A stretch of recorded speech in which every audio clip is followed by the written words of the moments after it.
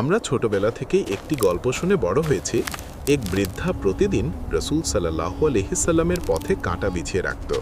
একদিন কাঁটা না দেখে রসুল সাল্লাল্লাহু আলাইহি সাল্লাম তার খোঁজ নিতে গিয়ে দেখলেন বৃদ্ধা অসুস্থ এবং তিনি তার সেবা করলেন। কিন্তু এই গল্পটি কি আসলেই সত্য? অবাক করার মতো তথ্য হলো, সহিহ হাদিসের কোনো কিতাব, এমনকি নির্ভরযোগ্য কোনো সিরাত গ্রন্থ বা ইতিহাসের বইয়ে এই ঘটনার কোনো ভিত্তি পাওয়া যায় না। বড় বড় মুহাদ্দিসগণ এই গল্পটিকে ভিত্তিহীন বা বানোয়াট হিসেবে চিহ্নিত করেছেন।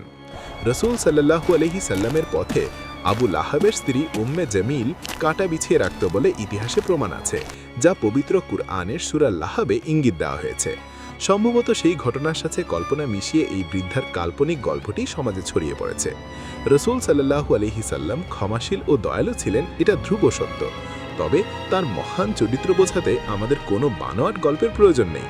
সহিহ হাদিসেই তার অসংখ্য ত্যাগের ও ক্ষমার বাস্তব কাহিনী বর্ণিত আছে। ধর্মীয় বিষয়ে কোনো তথ্য শেয়ার করার আগে আমাদের যাচাই করা উচিত। সত্য জানতে ভিডিওটি শেয়ার করুন।